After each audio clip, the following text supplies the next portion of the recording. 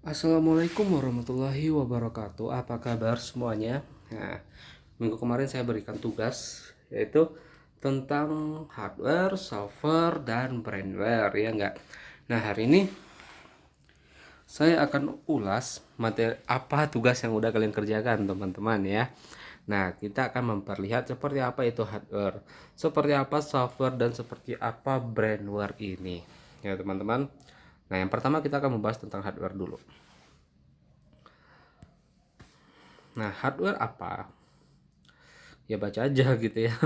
Nah, hardware ini adalah segala piranti atau komponen dari sebuah komputer yang sifatnya bisa dilihat secara kasat mata dan bisa diraba secara langsung dan berfungsi untuk mendukung proses komputerisasi, ya.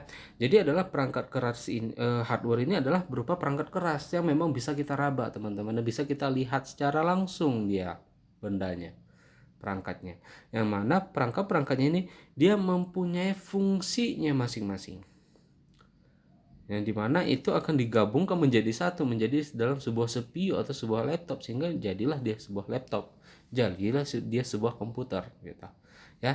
Jadi perangkat-perangkat hardware ini yang memang mempunyai prosesnya tersendiri-sendiri, mempunyai fungsinya masing-masing. Nah, nanti kita akan lihat seperti apa perangkat keras yang ada di dalam sebuah komputer atau laptop. Nah, jadi ini adalah pengertiannya gitu. Nah, jenis-jenis hardware itu juga dibedakan berdasarkan fungsinya. Ada perangkat masukan, ya. Kalau misalnya perangkat masukan ya mungkin kalian udah tahu, yang sebelumnya udah pernah dijelaskan juga, teman-teman. Ada keyboard, ada mouse, mikrofon, webcam, dan lain-lain, ya.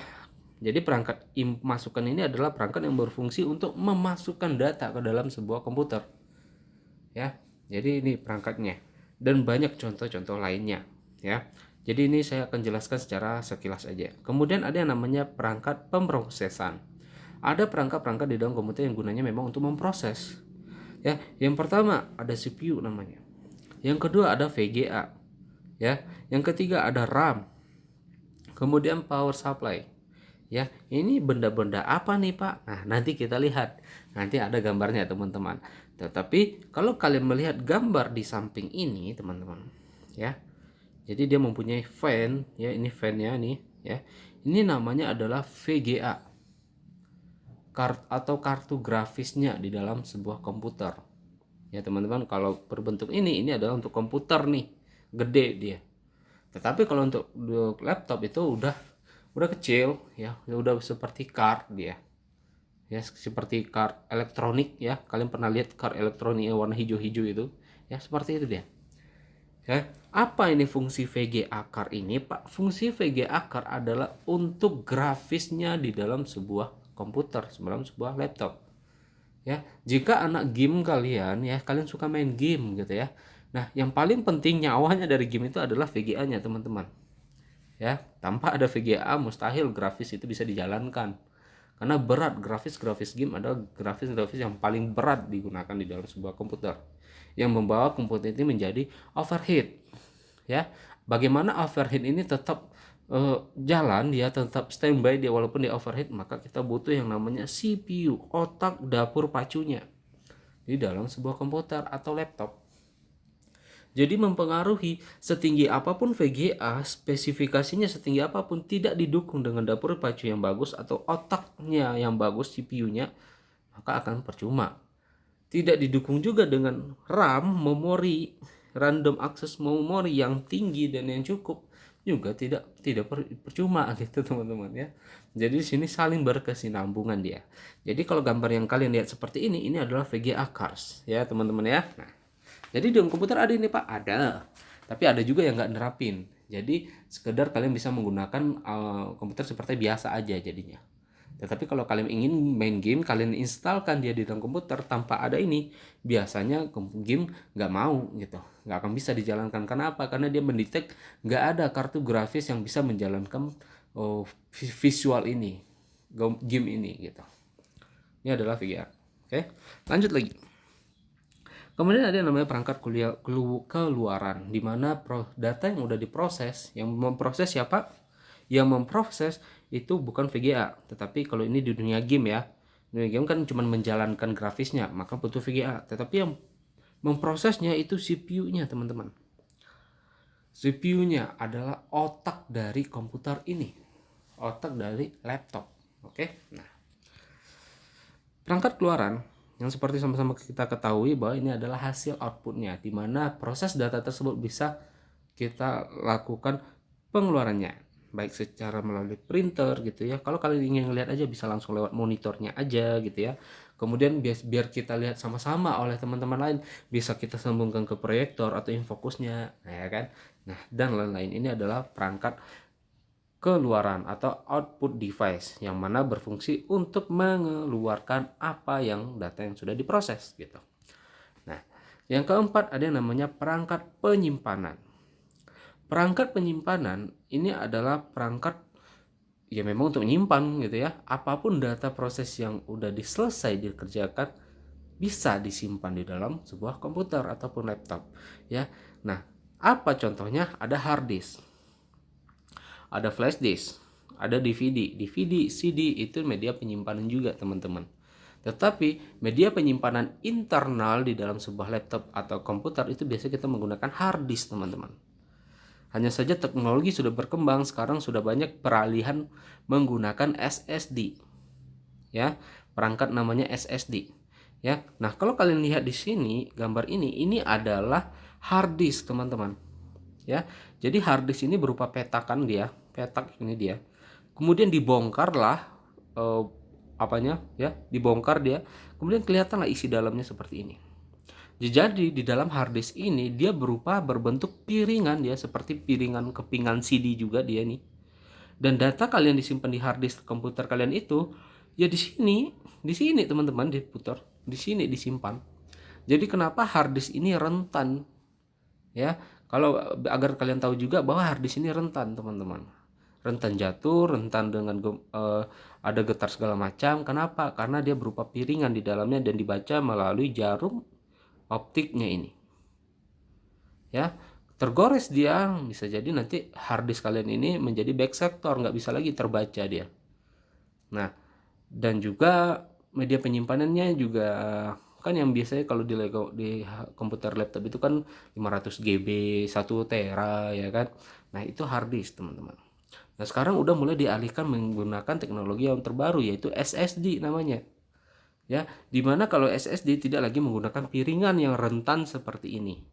Dia sudah berupa card seperti card elektronik juga, dan media penyimpanannya transfer datanya itu sangat cepat dan benar-benar sangat membantu kinerja dari komputer gitu ya. Kalau kalian ngopi data melalui hard disk ini mungkin bisa membutuhkan waktu misalnya 5 menit. Tetapi kalau misalnya menggunakan SSD itu 1 menit mungkin nggak sampai gitu, teman-teman. Nah, itulah kecepatan teknologi terbaru dan bahkan itu jauh lebih kuat, maksudnya tidak rentan seperti hard disk ini. Nah, tapi itu ada kelebihan, ada kekurangan. Kekurangannya barang SSD masih mahal kalau kita beli gitu ya. Misalnya 1 tera aja harganya masih 1,5 juta atau hampir 2 juta. Maka 3 juta ya, 1 tera ya, teman-teman. Ingat, kalian tahu nggak tera ini seberapa gitu ya. Jangan sembarangan tera tapi nggak tahu ya. Jadi teman-teman, di dalam komputer itu ada namanya tingkatan kapasitas ya. Yang pertama adalah bit. Yang kedua ada byte ya. Jadi 1 byte itu adalah 8 bit gitu ya. Nah, ada byte, kemudian di atas byte itu ada namanya kilobyte. Ya. 1 kilobyte itu adalah 1024 byte. Ya. Nah, bingung kalian ya. Nah, kemudian di atas kilobyte ada yang namanya megabyte, ya. Nah, 1 megabyte itu terhitung 1024 kilobyte, ya. Nah, itu byte, ya. Kemudian di atas megabyte itu ada namanya gigabyte, ya. 1 gigabyte itu terhitung 1200 megabyte, ya. Nah, di atasnya itu ada tera namanya. 1 terabyte maka itu terhitung 1200 gigabyte. Nah, kalau di laptop kita pada umumnya kan 500 GB. 500 GB yang dimaksud ini adalah 500 gigabyte. Kalau misalnya terhitung 1 tera, kalau hitungannya itu menjadi 1024 gigabyte. Nah, seperti itu ya teman-teman ya. Jangan sampai salah ya. Siapa tahu ada yang nggak tahu ya kan. Makanya kenapa flash disk kalian itu kan hitungannya megabyte gitu ya. Misalnya 8 megabyte gigabyte gitu ya. Misalnya 4 GB, 4 GB itu berarti 4 GB, 8 GB, 16 GB gitu ya. Nah, dan gak akan pernah kalian minta beli flash disk yang ukurannya 10 megabyte. Gak akan ada flash disk yang jual seperti itu, teman-teman. Kenapa hitungan seperti itu, Pak? Karena memang di dalam komputer itu sudah diatur seperti itu. Dia menggunakan 2 pangkat 0. Ya, 2 pangkat 0, 1, 2 pangkat 1, 2, 2 pangkat 2, 4. Ketingkatannya terus 2 pangkat 3, 8. 8, 16, 32, 64, 128, 25, 65, 12, 1024. 2 pangkat 10 itu adalah 1024. Jadi hitungan flash disk dari sana, hitungan hard disk kapasitasnya juga dari sana, teman-teman, agar kalian tahu. Ya, jadi kalau kalian ingin beli flash disk, saya beli 5 GB aja lah, 5 giga. Nggak ada. Yang ada paling cuma 4 GB. Dan bahkan udah jarang sekarang jual flash disk yang ukuran 4 GB. Ya, mau flash disk, mau SD card, mau seperti itu juga semuanya hitungannya. Pasti 2 GB, 4 GB, 8 GB, 16 GB, 32 GB. Jadi kalau kalian ingin membeli 20 GB, nggak ada, teman-teman. Ya, cukup kalian tahu bahwa ini adalah memang perhitungan yang sudah ditetapkan di dalam dunia komputer. Ya, 2 pangkat 0 tadi. Oke. 2 pangkat N gitu ya. Nah, seperti itu. Nah, kita lanjut lagi. Nah, ini adalah perangkat tambahannya, seperti tambahan-tambahan yang bisa kita gunakan sekarang di dalam komputer. Siapa yang menggunakan modem misalnya, card reader gitu ya. Kalau menambahkan cam ya, handycam misalnya, kalau kalian menggunakan komputer. Kemudian kalau ada tambahannya mungkin speaker gitu ya. Kemudian tambahannya mungkin seperti mouse ya. Sekarang mouse kan kalian kalau di laptop kan sekarang lebih cenderung menggunakan mouse juga ya, walaupun kalian menggunakan laptop gitu ya. Mouse misalnya. Oke, cepat aja ini. Kemudian ada yang namanya perangkat keras motherboard. Apa motherboard, Pak? Motherboard ini adalah papan induknya, papan utamanya, teman-teman, dari sebuah komputer dan laptop.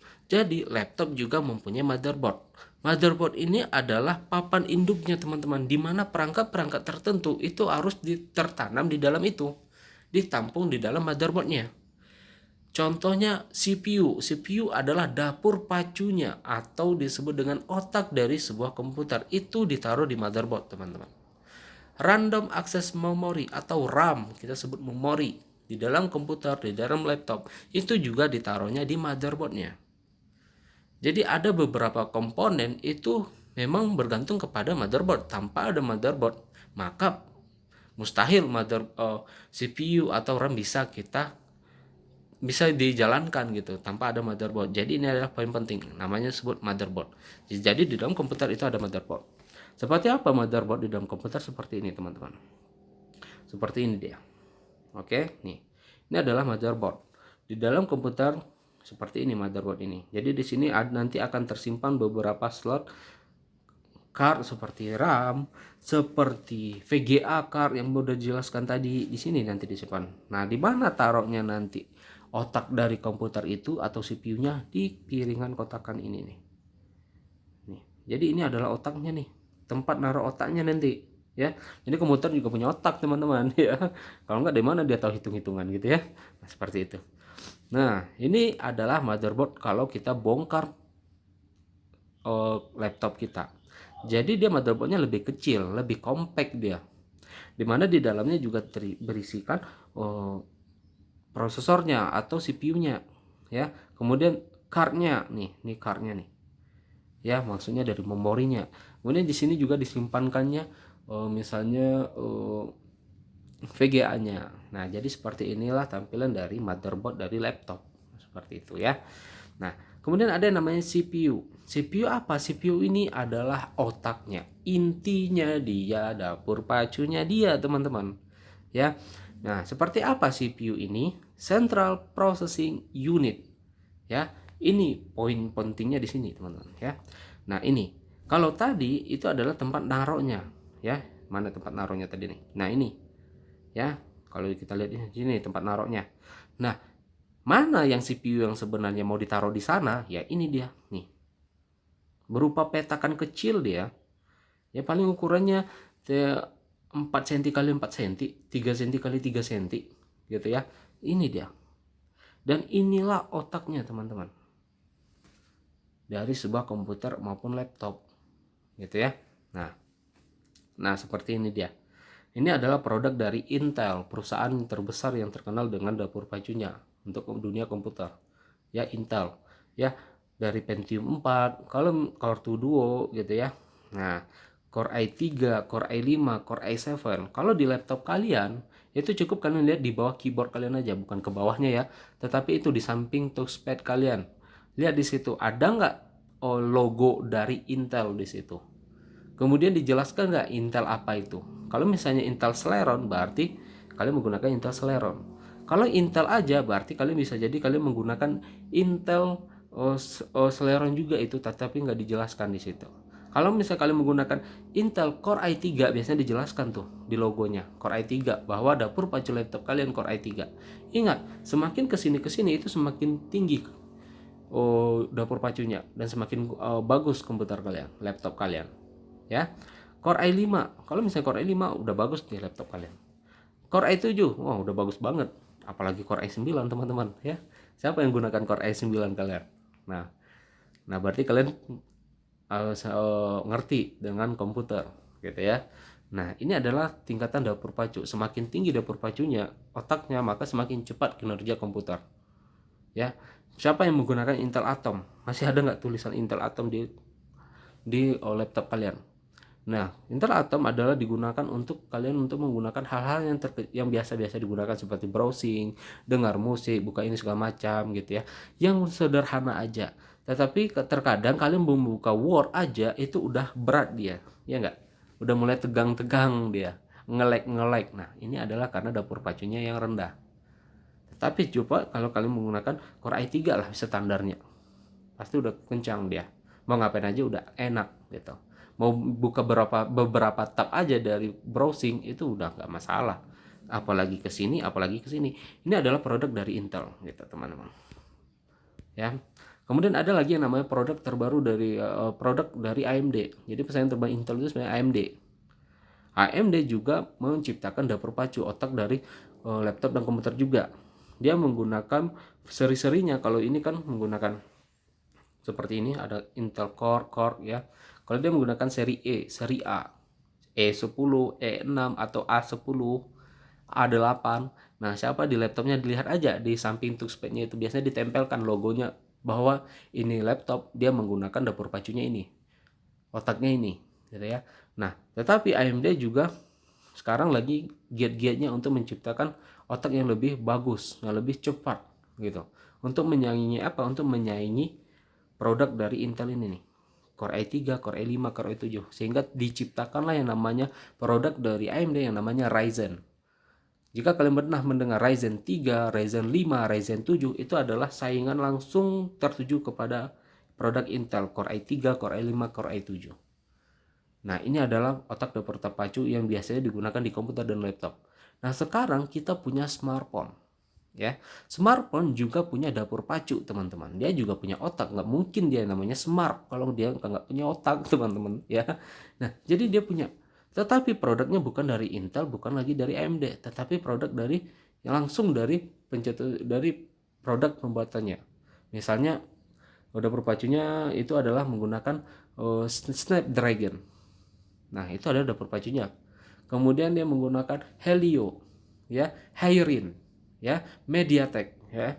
MediaTek ada nggak MediaTek? Oh saya lupa ya. Nah kemudian dulu ada HP smartphone Asus yang dulu yang gampang panas dulu ya, itu menggunakan Intel. Dia berarti dia produk Intel tuh.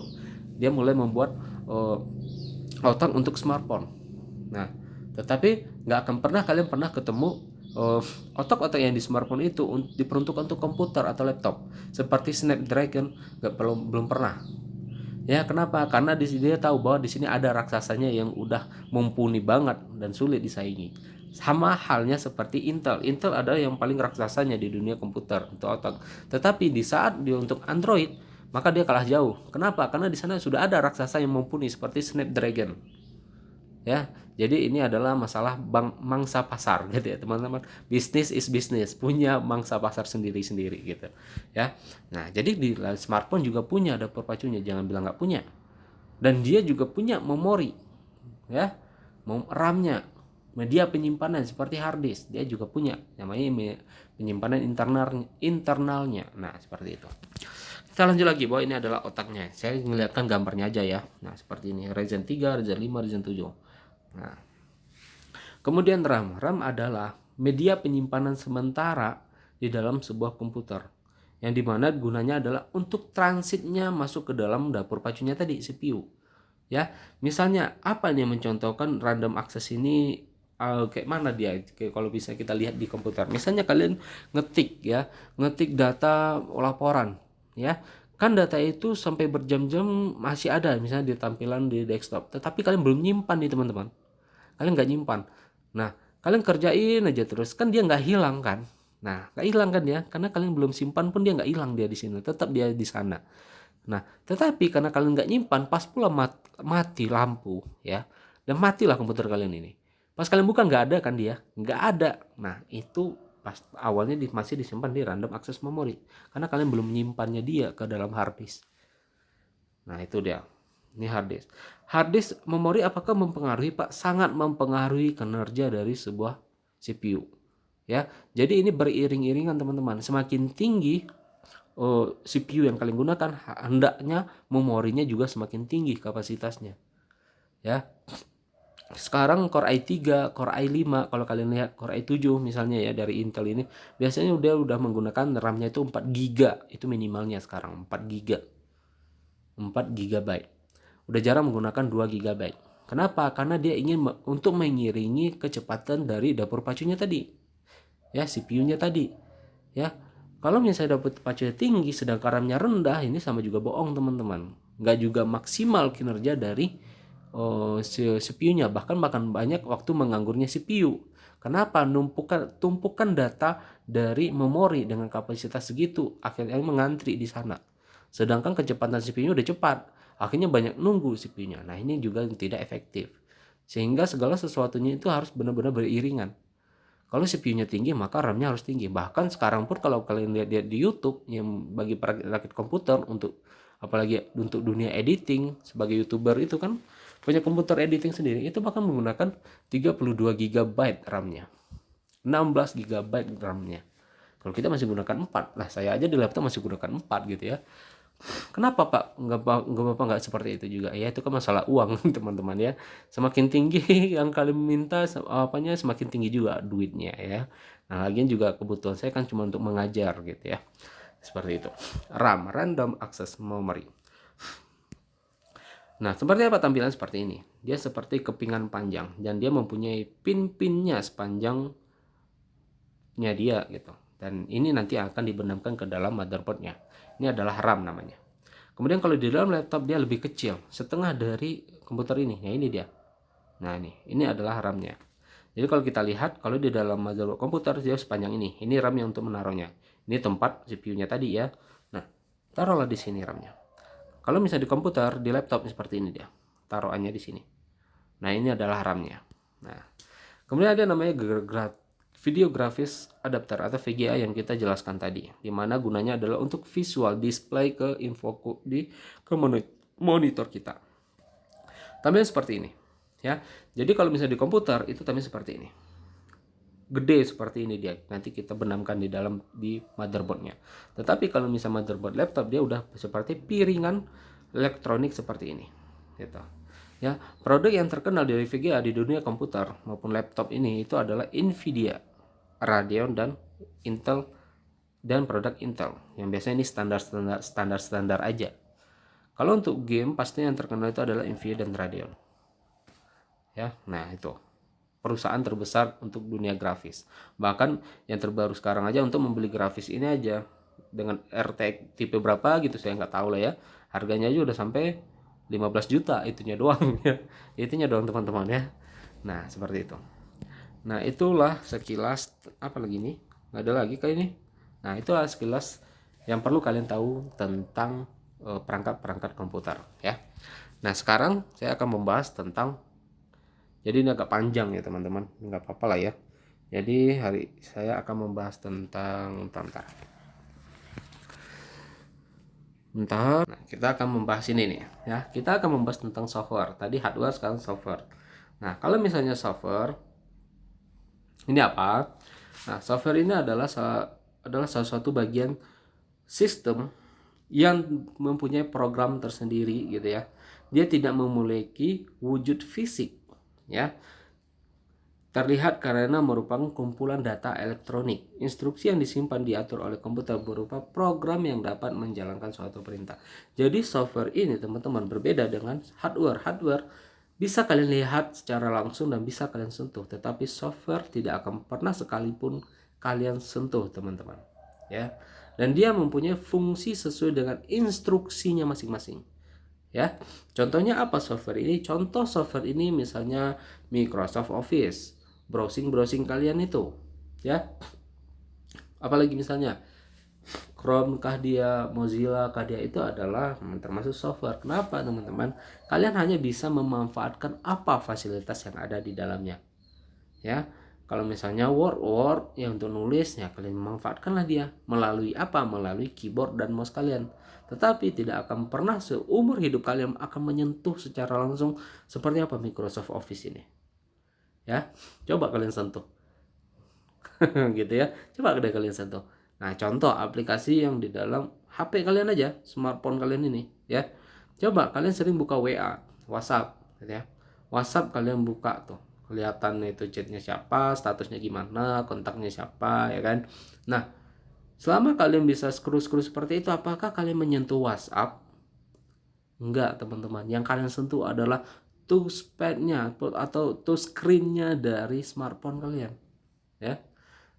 Jadi touchscreen-nya itu ada membawa perintah arus listriknya ada di balik itu untuk memerintahkan bahwa ini men-scroll atau bagaimana.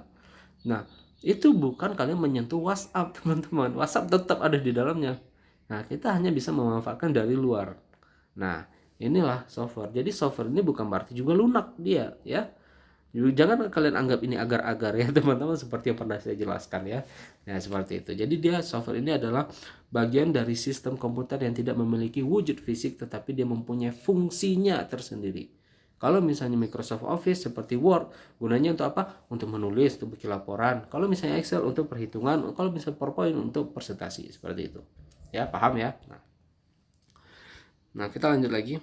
Jadi bagian ini tidak terlepas. Ada hardware, ada software, ada brandware. Nah, ya. Jadi di mana posisinya software ini? Nah, selaku kita sebagai brandware ya teman-teman, di sini. Tanpa adanya hardware, tidak akan mungkin aplikasi software bisa kita gunakan. Oke? Tanpa adanya software ini, walaupun udah ada hardware-nya, ya percuma juga. Dia akan menjadi komputer pajangan aja di atas meja. Kenapa? Karena tidak ada aplikasi-aplikasi yang kita butuhkan di dalamnya. Oke? Ini ada, ini juga ada. Brandware-nya nggak ada. Ya sama juga bohong teman-teman. Nah, ini yang disebut dengan sistem. Ya, saling berhubungan untuk mencapai sebuah tujuan. Nah, posisinya software itu ada di sini. Ya, kalau kita perhatikan dia nanti di sini nih. Nah, oh ya, di software. Ya. Nah, dia posisinya ada perangkatnya dulu diinstalkan di dalam, baru perangkat-perangkat ini yang kita gunakan. Sebenarnya kita sebagai brandware yang kita gunakan itu adalah aplikasinya, teman-teman. Ya nggak mungkin ini yang kalian gunakan. Ini adalah perantaranya. Tetapi tanpa ada hardware ini mustahil kita gunakan aplikasi-aplikasi tadi. Nah, seperti itu ilustrasinya. Nah, software. Hardware udah tahu tadi nih kayak gini. Nah, software juga kita akan membahas tentang software nih. Di mana software dibagi atas yang namanya sistem dan aplikasi. Tetapi juga ada yang menjelaskan tentang ada yang namanya utilities. Ya, kalau utilities saya menjelaskan bahwa itu masuk bagian dari sistem. Kalau saya sistem dan aplikasi. Nah, kita jelaskan, kita jabarkan satu demi satu. Software dibagi dua. Ya, software sistem operasi dan software aplikasi. Kita lihat. Software sistem operasi adalah salah satu perangkat lunak atau software yang bertanggung jawab mengatur atau mengontrol kerja perangkat keras atau hardware dan menjalankan aplikasi software di dalam suatu sistem komputer. Ya, jadi software ini disebut oleh orang-orang ini adalah software induknya, teman-teman. Ya, dialah yang bertanggung jawab untuk mengontrol perangkat keras dan perangkat lunaknya nanti. Perangkat lunak yang dimaksud ini adalah perangkat aplikasi. gitu. Ibaratnya software sistem operasi ini seperti wadahnya. Ini ada wadah nih teman-teman, ada wadah gitu ya. Kemudian di dalam wadah ini tersebut dia mempunyai aplikasi gitu. Dia sebagai wadahnya gitu loh. Nah, tanpa adanya sistem operasi, mustahil aplikasi tadi bisa kita jalankan teman-teman. Jadi ini kenapa sistem operasi disebut dengan software induk. Oke, paham? Paham. Oke. Nah, kemudian ada namanya software aplikasi. Software aplikasi adalah software yang berfungsi, yaitu yang memiliki fungsi sebagai fasilitas digital untuk membantu penggunanya. Ya, seperti contohnya tadi. Software aplikasi ini seperti Word, ya kan, Excel gitu ya. Kan sesuai dengan fungsinya. Nggak akan pernah kalian mendengarkan musik melalui Microsoft Word. Pasti harus menggunakan Winamp apa segala macam. Nggak akan pernah kalian bisa melakukan browsing di Word. Pasti kalian harus menggunakan Chrome atau browser lainnya. Nah, sesuai fungsinya. Nah, aplikasi-aplikasi inilah yang bisa kita gunakan apabila software sistem operasinya udah terinstalkan di dalamnya. Barulah aplikasi-aplikasi ini bisa diinstal. Tanpa ada ini, maka ini mustahil diinstalkan teman-teman. Tetapi apabila ini udah diinstalkan dan tetapi tidak diiringi dengan install aplikasi-aplikasi di dalamnya, ini juga akan percuma. Kenapa? Karena yang kita gunakan sebenarnya itu adalah ininya. Ya enggak? Tetapi tanpa ada ini juga mustahil ini bisa kita gunakan. Nah, itulah kira-kira ilustrasinya teman-teman. Nah, sekarang kita lihat satu demi satu ya. Seperti apa aplikasi sistem operasi ini, seperti apa aplikasi ini. Oke. Nah, jadi ilustrasi seperti ini. Ada perangkat keras. Kemudian baru ada yang namanya sistem operasi. Jadi dia wadahnya. Barulah aplikasi kita semua di sini. Dan ini kan ini yang kita gunakan semua sebagai pengguna, ya enggak? Nah, ini ilustrasinya teman-teman, ya. Jadi tanpa ada sistem operasi ya mustahil ini kita gunakan, gitu loh, ya. Sama hal seperti ini. Jadi sistem operasi ini seperti wadah dia kita gunakan. Jadi kumpulan aplikasi itu ini kok aplikasi semuanya ada, harus ada wadahnya yaitu sistem operasinya, dimana dia juga yang akan mengontrol kita sebagai user dan perangkatnya sebagai hardware, gitu loh, ya. Nah, seperti itu.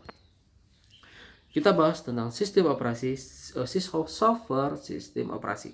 Oke.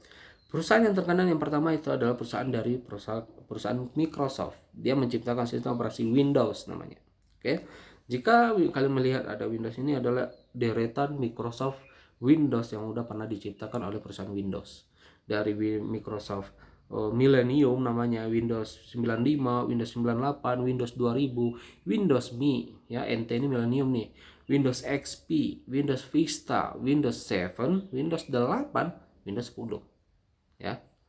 Oke, ini adalah produk dari Microsoft. Kita lihat satu demi satu. Jika kalian pernah melihat tampilan atau pernah menggunakan di komputer kalian tampilannya seperti ini, bahwa ini adalah Windows XP, teman-teman. Oke, biasanya ini digunakan masih tahun-tahun 2000 berapa ya? 2000, 2009, 2008. Jika kalian pernah ketemu tampilan komputer atau laptop dulu waktu kalian sekolah atau masih kecil kalian ya, tapi seperti ini. Ini adalah produk dari Windows Vista. Oke. Ya, ini adalah pembaruannya dari Windows XP. Oke. Nah, jika kalian pernah ketemu tampilan seperti ini, pernah nggak? Pernah Pak ya. Ini adalah Windows 7 teman-teman, Windows 7. Ya, tetapi jika pernah kalian di laptop kalian atau komputer pernah kalian melihat seperti ini tampilannya, di mana kalian ketik tombol start yang sini kan kalian ketik nih, terus tampil menu slide-nya, menu start-nya itu penuh sampai sebesar monitor gitu, ya kan? Nah, itu juga ini disebut dengan Windows 8, teman-teman. Ya, ini adalah Windows 8. Nah, seperti itu. Nah, kemudian kalau apabila kalian melihat seperti ini tampilannya nih. Nah, ini adalah Windows 10. Oke, biasanya di laptop kalian sekarang itu adalah menggunakan Windows 10, teman-teman. Tidak pernah lagi kalian menggunakan Windows ini, apalagi Windows ini. Oke.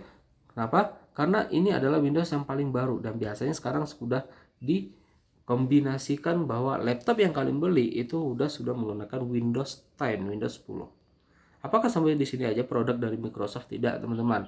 Akan ada pembaruan lagi, yaitu Windows 11 yang kita tunggu aja nanti kapan munculnya, teman-teman ya.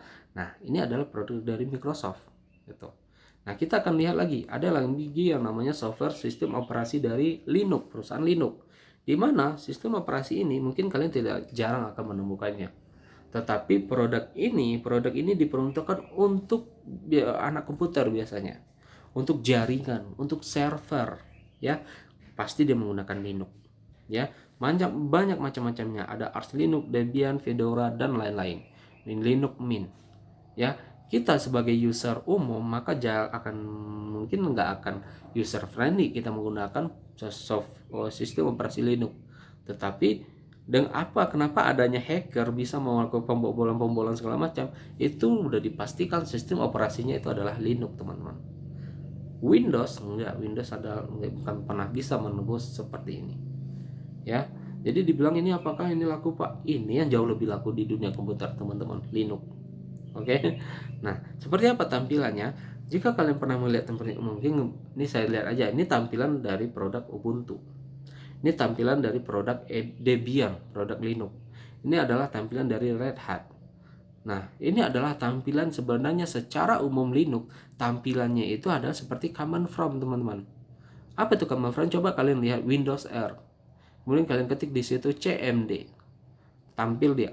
Nah, tampilkan seperti ini nanti. Tulisan hitam putih seperti ini. Dan inilah tampilan Linux yang sebenarnya, teman-teman. Seperti bahasa mesin dia. Dan nggak akan pernah kalian bisa ngelihat seperti Windows yang bisa kalian klik-klik dan penuh dengan visual GUI, ya. Dia berbasis teks sebenarnya. Kenapa? Karena Linux diperuntukkan untuk jaringan, untuk server, untuk mengontrol semuanya usernya. Linux. Oke. Nah, ini adalah produk dari Linux.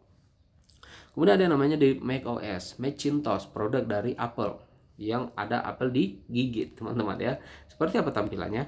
Nah, jika kalian pernah temu tampilan-tampilan seperti ini adalah sistem operasi dari macOS, Macintosh, di mana dia mempunyai versi-versi juga, ya. Nah, apa ya karakternya yang paling mendasar dari OS Apple ini menu yang di sini nih, ya enggak? Nah, seperti ini. Nah, produk Apple adalah produk yang spesial. Kenapa? Semuanya, maupun sistem operasinya maupun produknya maupun aplikasinya, dia produk dari OS semuanya, gitu ya. Berbeda dengan produk dari Windows, ya.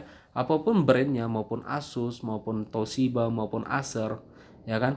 Tetapi kan dia menggunakan produk dari Windows juga bisa menggunakan. Tetapi kalau kalian membeli laptop Apple, maka kalian mustahil bisa menggunakan produk Windows, OS sistem operasinya Windows. Dia menggunakan sistem operasinya sendiri, yaitu sistem operasi Macintosh. Ya, kalau laptop kalian punya seperti ini, maka seperti ini wajar tampilan seperti ini, karena kalian dan juga mustahil bisa kalian menggunakan produk Windows, sistem operasi Windows. Kenapa? Karena dia memang sudah ibaratnya perusahaan yang udah berdiri sendiri. Mau softwarenya, mau perangkat kerasnya, mau laptop, mau HP, dia udah punya produk sendiri gitu, nggak perlu kerja sama lagi. Intinya seperti itu, ya. Seperti itu, teman-teman. Kemudian ada lagi namanya sistem operasi Unix. Sistem operasi Unix adalah penghubung antara dan mengenali perangkat-perangkat apa aja yang ada dibenamkan di dalam sebuah komputer atau laptop, untuk dihubungkan nanti ke sistem operasi yang sebenarnya. Nah, gitu ya. Nah, ini sistem Unix ini semua laptop kalian ada, teman-teman. Ya, ada, bisa kalian lihat ini. Ya, laptop kalian mati, ya kan? Kalian matikan, kalian shutdown kan. Besoknya kalian jalankan, kalian lihat waktunya. Waktunya kan tetap on time, ya enggak? Ya kan? Enggak akan pernah dia mati pula waktunya. Kemudian kalian atur lagi, kemudian reset lagi, karena itu enggak. Itu di mana bisa waktu kalian tetap on time di laptop? Itu karena ada sistem operasi Unix-nya di dalam, di produk di BIOS-nya. Bagaimana Pak cara saya bisa sampai ke sana? Pertama, laptop kalian hidupkan, kan kelihatan tuh, pertama dia booting itu kelihatan ada perintah-perintah yang ditekan di bawahnya, ya kan? Ada F1, F2, F3 gitu ya. Kalau misalnya ada ketemu di situ tulisan BIOS, tekan aja tuh, pasti akan diarahkan ke sini nih tampilan kalian. Ini adalah program yang disimpan dan dibenamkan di dalam mesinnya, yaitu di BIOS-nya. Nah, seperti itu. Unik namanya. Jadi setiap laptop kita ada. Kemudian Android, ya. Sistem operasi juga kita membahas tentang smartphone juga. Android, di mana Android adalah sistem operasi yang digunakan di smartphone. Belum pernah kejadian Android menciptakan sistem operasi untuk komputer, untuk laptop, ya. Nah, seperti itu juga Windows juga pernah menciptakan aplikasi untuk smartphone. Waktu itu smartphone apa ya? Smartphone Nokia ya. Nokia Lumia ya, saya lupa. Nah, tetapi kan tidak bertahan lama. Orang pasti cenderung ke Android gitu. Kemudian iPhone. iPhone adalah tampilan seperti ini, di mana iPhone ini juga adalah tampilan-tampilan smartphone yang digunakan untuk produk iPhone. Nah, seperti itu. Ini adalah tampilannya. Dia juga mempunyai versi sampai versi yang terbaru. Saya juga nggak tahu ya sampai versi berapa dia sekarang ya. Nah, iPhone. Nah, kemudian ada yang namanya software aplikasi. Software yang biasa kita gunakan teman-teman ya. Ada Adobe Reader yang biasa kita gunakan untuk PDF. Kemudian ada sekumpulan Microsoft Office ya kak. Kemudian biasanya untuk aplikasi kerja kita ya, memudahkan kalian bikin tugas, laporan segala macamnya gitu ya. Kemudian aplikasi player. Mau kalian nonton film atau dengarkan musik, ini aplikasi-aplikasinya ya. Kalau ini mungkin nggak perlu saya jelaskan, kalian udah pernah mencobakannya ya, pasti ini yang kalian gunakan. Kemudian ada software aplikasi internet, ini dia nih ya. Nah, seperti ini ya, gunakan aja gitu ya. Paling kalian gunakan yang aplikasi internet yang paling enak itu kan Chrome, kalau nggak Mozilla ya. Tapi sebenarnya kan banyak search engine lainnya seperti Internet Explorer yang selalu tetap ada di laptop kalian tapi nggak pernah kalian gunakan gitu ya. Nah, kenapa? Karena mungkin tidak user friendly. Kenapa? Karena yang lainnya udah mudah digunakan tetapi dia mungkin kurang enak aja kita gunakan gitu ya. Nah, aplikasi internet. Kemudian aplikasi antivirus teman-teman ya, dimana laptop kalian juga terinstalkan antivirusnya. Antivirus yang terkena di laptop kalian adalah Smartdav teman-teman ya, Smartdav ya. Nah, hati-hati dalam penggunaan antivirus teman-teman, perlu kalian pahami bahwa antivirus jangan berpikir seperti ini. Dengan banyaknya antivirus yang kalian instalkan di laptop kalian itu bukan berarti sistem atau laptop kalian itu menjadi benar-benar bagus dan aman dari virus ya. Bahkan dengan banyaknya instalasi software antivirus yang kalian instalkan di laptop kalian itu, bahkan itu membuat sistem perangkat laptop kalian atau komputer kalian itu menjadi hancur teman-teman. Kenapa seperti itu? Tidak ada gunanya kalian menginstalkan antivirus banyak untuk keamanan kalian. Tapi cukuplah gunakan beberapa saja gitu ya. Nah, kenapa? Karena akan berbeda. Bisa jadi kalian instalkan AVJ, kalian install Avira, kalian instalkan juga tuh ya kan. Kemudian Anfas kalian instalkan juga, Defender juga kalian instalkan juga ya kan. Nah, itu kalian instalkan itu akan berbeda-beda cara dia men-scan. Bisa jadi yang apa yang di scan AVG itu enggak virus tapi kata Avira virus, ya udah dihapus ya enggak. Di Avast mungkin dibilang enggak virus tapi kata AVG itu virus, udah dihapus lagi. Jadi ibaratnya kalian instalkan semua antivirus itu makin membuat berantakan sistem kalian di laptop gitu. Jadi nggak akan pernah efektif, Jadi gunakan aja satu udah cukup, atau minimal dua gitu ya. Karena ingat virus kita itu ada dua, virus Indonesia, virus luar negeri. Indonesia juga menjadi juga virusnya. Nah, yang cocok untuk virus Indonesia apa? Ya produk Indonesia teman-teman ya, Smartdav ini ya. Bukannya saya disponsori Smartdav, enggak teman-teman, tetapi saya meyakini bahwa Smartdav ini juga efektif kok ya untuk digunakan. Untuk apa? Untuk virus-virus di dalam negeri, karena banyak kok hacker-hacker di Indonesia juga banyak ya. Nah, kalau misalnya virus di luar negeri maka gunakanlah yang ini. Nah, seperti itu ya. Itu aplikasi antivirus. Kemudian namanya aplikasi editing ya. Kalau kalian yang suka desain-desain, nah, gunakanlah aplikasi-aplikasi editing. Banyak lagi ya. Kemudian ada yang namanya aplikasi database. Database apa? Database nanti kita jelaskan. Mungkin bisa jadi ini yang kita jadikan praktikum Microsoft Access. Yang pernah kalian buka, mungkin kalian pernah buka Microsoft Office, kemudian buka Word, ada Excel, ada PowerPoint, ada Access. Buka Access gitu ya. Buka Access, klik. Nah, tampilan apa ini ya? Kemudian kalian geser lagi kursornya sampai ke pojok kanan atas. Kalian klik lagi silang gitu ya. Kenapa? Karena nggak tahu gitu ya. Ini gunanya buat apa gitu ya. Nanti kita pelajari teman-teman. Itu adalah software. Nah ya, jadi ada juga software aplikasi bidang kerja seperti Mayop. Kalian anak ilmu pemerintah nggak mungkin pernah bisa menggunakan Mayop ini. Biasanya digunakan anak akuntansi gitu. Nah, itulah sekilas tentang software, teman-teman. Kemudian ada lagi yang namanya brandware. Brandware mungkin kita udah tahu bahwa itu adalah user, gitu ya. User seperti kita manusia, gitu ya. Hanya saja dibagi nanti berdasarkan kebutuhannya. Ada sebagai admin, ada yang sebagai nanti oh, desainer gitu ya, ada yang sebagai nanti operator jaringan, ada yang sebagai operator server gitu ya, dibagi akan seperti itu. Ada yang sebagai programmer kalau anak komputer. Penjabaran ini akan banyak di dunia komputernya gitu. Kalau kalian ini kan sebagai user umum, berarti kita sebagai user umum aja nih penggunanya, nggak dibagi-bagi, tetapi komputer dibagi-bagi, seperti ada yang analisis database, operator jaringannya, kemudian programmer, desainer. Nah, seperti itu teman-teman. Ada lagi yang menarik yaitu yang namanya hacker. Nah, gitu ya. Hacker ini apakah brainware juga? Iya, brainware juga dia teman-teman. Hacker ini kan manusia juga gitu ya. Tetapi pengimplementasian ilmunya tidak pada tempatnya gitu ya. Nah, dia juga masuk brainware teman-teman. Nah, mungkin itu ya yang bisa saya bahas dulu. Udah hampir 1 jam, capek saya ngomong teman-teman. Ya udahlah ya. Baik, kalau ada yang mau bertanya silahkan di kolom komentar aja. Bagi yang kurang paham, ulang lagi video ini. Baik, saya tutup. Assalamualaikum warahmatullahi wabarakatuh.